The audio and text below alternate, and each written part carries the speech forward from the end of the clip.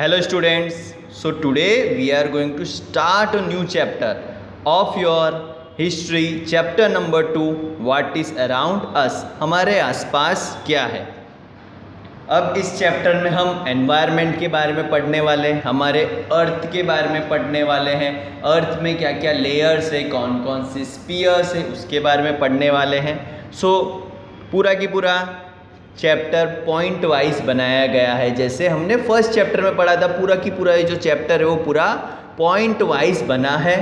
अपने पास text book नहीं होगा तो भी अपने को कोई इश्यू नहीं है। पूरा की पूरा आपके जो टेक्स्ट बुक में आपका जो पैराग्राफ है उसमें से मैंने इंपॉर्टेंट पॉइंट्स बना के पूरा चैप्टर बनाया है। हमको सिर्फ पॉइंट्स पे ध्यान देना है और ध्यान लगा के सुनना है। हम स्टार्ट करते हैं हमारा chapter what is around us. So first है formation of the earth. Earth का फॉर्मेशन यानी अर्थ कैसे बना। सो फर्स्ट पॉइंट है the sun too as a family which is known as solar family. हमारा जो सन है, सूर्य है, उसकी भी एक फैमिली है और उसको हम बोलते हैं सोलर सिस्टम या सोलर फैमिली, जिसमें हमने देखा सन है और सन के आसपास 8 प्लैनेट्स है। अब नेक्स्ट पॉइंट है our earth is one of the member of the solar family. और हमारा अर्थ भी एक प्लैनेट है और वो सोलर सिस्टम का मेंबर है। Only earth has got the suitable temperature, water and air to sustain life. और इन सारे प्लैनेट या पूरे सोलर सिस्टम में या पूरे यूनिवर्स में कह लो तो एक अर्थ ही ऐसा प्लैनेट है जिसमें सूटेबल टेम्परेचर है, वाटर है और एयर है। और इन तीनों की मदद से यहाँ पे क्या है, लाइफ है। बाकी और कोई भी प्लैनेट में लाइफ पॉसिबल नहीं है, क्योंकि वहाँ का टेम्परेचर हो या वाटर हो या एटमॉस्फेयर हो वो अप्रोप्रिएट नहीं है। सिर्फ अर्थ ही एक ऐसा प्लैनेट है या प्लेस है जिसका टेम्परेचर या इधर जो हम एटमॉस्फेयर है वो सूटेबल है फॉर ह्यूमन लाइफ और एनिमल लाइफ और वेजिटेशन।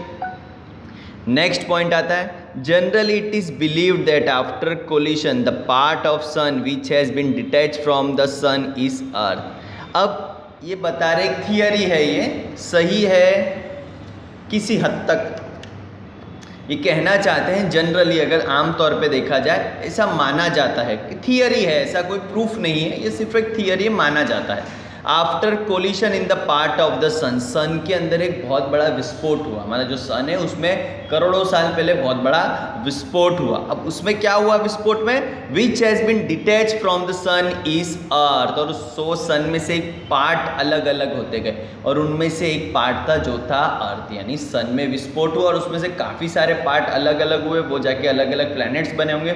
उनमें से एक पार्ट अर्थ भी था, वो सन में से अलग हुआ।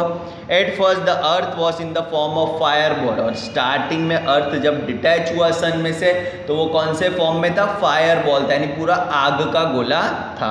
The fire ball started to cool down slowly. फिर धीरे धीरे वो फायर बॉल ठंडा होते गया। अब वो जब ठंडा हुआ तो उसमें से कुछ एलिमेंट्स बने, नेक्स्ट पॉइंट पे आने वाले हैं वो। Many elements which got transform into liquid and further into solid form. और जो एलिमेंट कुछ लिक्विड बन गए और कुछ सॉलिड बन गए।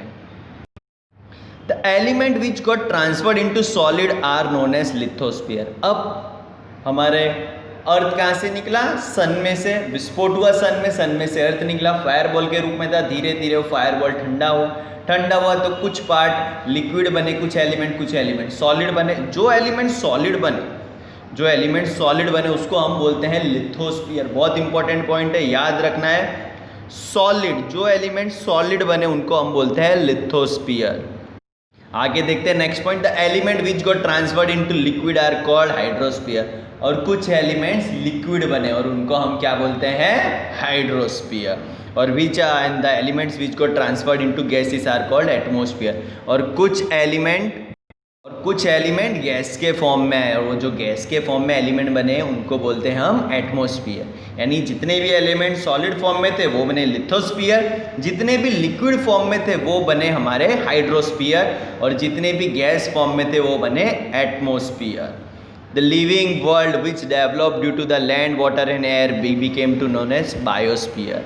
और इसी लिथोस्फीयर, हाइड्रोस्फीयर और एटमॉस्फेयर की बदौलत जो लिविंग बीइंग, जो लिविंग वर्ल्ड आया उसे हम बोलते हैं बायोस्फीयर, यानी हम है, एनिमल्स है, हमारे प्लांट्स है, ये सब क्या है, बायोस्फीयर है। हमारी जो ज़मीन है वो लिथोस्फीयर है, जो ज़मीन है वो लिथोस्फीयर है, जो पानी है वो हाइड्रोस्फीयर है, और जो गैसेस जैसे ऑक्सीजन हम लेते हैं वो क्या है, एटमॉस्फियर। और तो ये लिथोस्फीयर, हाइड्रोस्फीयर और एटमॉस्फियर की वजह से जो लिविंग वर्ल्ड आया, हम आए, प्लांट्स आए, एनिमल्स आए, उसको हम बोलते हैं बायोस्फीयर। इंपॉर्टेंट है, याद रखना है हमको। The living world which develop due to the land, water and air came to be known as biosphere.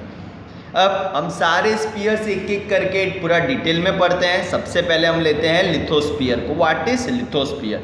तो we live on lithosphere. Lithosphere यानी जो जमीन है हमारी, हम कहाँ रहते हैं, जमीन पे रहते हैं, उसको बोलते हैं लिथोस्फीयर। अब लिथोस्फीयर किससे बना है, लिथोस्फीयर का मतलब क्या है? Litho means rock, sphere means layer. Litho का मतलब होता है रॉक और स्पीयर मतलब होता है लेयर, यानी पत्थरों का लेयर। जमीन हमारी जो जमीन है वो क्या है, पत्थरों का लेयर है। It is approximately 29% of the surface of the अर्थ। और लिथोस्फीयर अगर पूरा टोटल अर्थ देखा जाए तो लिथोस्फीयर कितना पार्ट है, 29%। बहुत इंपॉर्टेंट क्वेश्चन है, fill in the blanks MCQs में पूछते हैं, तो हमारा जवाब होगा 29% of the earth surface is lithosphere. और ये कितना थिक है, लिथोस्फीयर जो रॉक है, रॉक्स का लेयर है, जो पत्थरों का लेयर कितना थिक है, 64 किलोमीटर्स टू 100 किलोमीटर्स। उसके नीचे भी, अर्थ तो बहुत डीप है, पर उसके नीचे फिर जितना भी रॉक है सब लावा बन जाता है, पिघल जाता है, क्योंकि टेम्परेचर जितना अर्थ के नीचे जाओगे टेम्परेचर उतना बढ़ जाता है। कुछ एक पॉइंट पे जो भी चीज़ें वहाँ पे पिघल जाती है, और वो पिघल के कौन से फॉर्म में हो जाती है, लावा फॉर्म में। तो जो हमारा रॉक का जो लेयर है ये कितना, 100 किलोमीटर जितना थिक है, जाड़ा है। Physical feature of lithosphere is not everywhere same. It is made up of sub like rock and soil. अब हमारा जो लिथोस्फीयर वो किससे बना है, रॉक से, पत्थरों से, सॉइल यानी मिट्टी से बना है। मिट्टी भी अल्टीमेटली रॉक से ही बनती है। सो हमारा जो लेयर है वो रॉक और सॉइल से बना है। ये हर जगह एक जैसा नहीं होता है, कहीं माउंटेन्स होते हैं, कहीं पर्वत है, तो कहीं प्लेन्स यानी मैदान होते हैं, कहीं वैलीस यानी खाई होती है, कहीं प्लेट्यूस यानी उच्च प्रदेश बोलते हैं जिसको, वो होते जैसे माउंट आबू एग्जाम्पल ले लिया। यानी हर जगह जो लिथोस्फीयर है वो सेम रहता नहीं है। Land forms like mountains, plateaus, plains and valleys are seen. और लैंड फॉर्म में हमारे माउंटेन्स देखते हैं, पर्वत देखते हैं, प्लेट्यूज देखते हैं, जैसे माउंट आबू है जो पर्वत से छोटे होते हैं वो, प्लेन्स देखते हैं यानी मैदान देखते हैं, और वैलीज यानी खाई देखते हैं। हर जगह अलग अलग होते हैं, एक जैसा लिथोस्फीयर है नहीं। The temperature increases as we move towards the centre. Important point है याद रखने का, सेंटर यानी अर्थ के सेंटर, यानी जितना अर्थ के अंदर जाते जाओगे टेम्परेचर बढ़ते जाएगा, गर्मी बढ़ते जाती है। The molten rocks in the interior of the earth are known as magma. Molten rocks यानी जो पत्थर पिघल जाते हैं, जितना नीचे जाते जाओगे तो एक पॉइंट पे जो पत्थर है वो पिघलने लगते हैं, और वो पिघल के क्या फॉर्म करते हैं, मैग्मा, जिसको हम लावा भी बोलते हैं।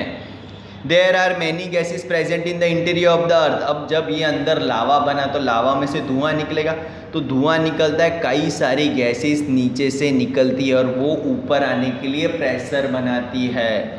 विच rises up with the pressure and heat. तो वो क्या बनाती है, प्रेशर बनाती है बाहर निकलने के लिए।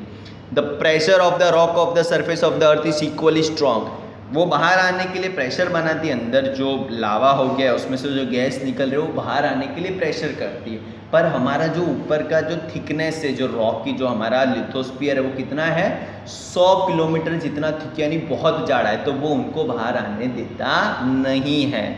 The pressure of the rock of the surface of the earth is equal strong. हमारा जो ऊपर का जो रॉक का सरफेस का जो प्रेशर है वो भी बहुत स्ट्रॉन्ग है। So the balance between the two interior and exterior of the earth is maintain. तो अर्थ का इंटीरियर का प्रेशर यानी अंदर का प्रेशर और बाहर का प्रेशर लेवल रहता है, तो कभी भी वो धरती को फटने देता नहीं है।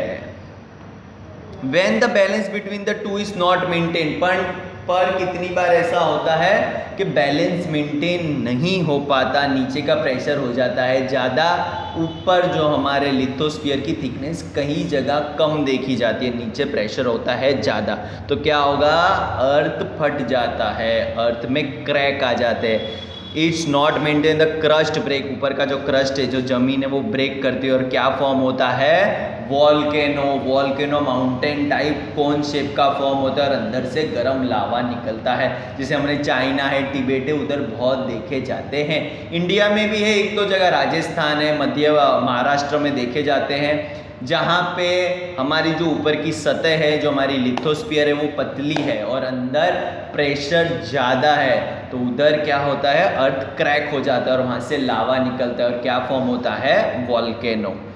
We live on lithosphere, we जब हम लिथोस्फीयर पे रहते हैं, हम उस पर क्या बनाते हैं, होम, हमारा घर बनाते हैं। और इधर हमको क्या मिलता है, we get water to drink, इधर हमको पानी मिलता है पीने के लिए। एग्रीकल्चर फॉर लैंड है, यहाँ पे हम खेती करते हैं, एग्रीकल्चर करते हैं, उसमें से नए नए क्रॉप निकालते हैं, उससे हमको हमारा खाना मिलता है।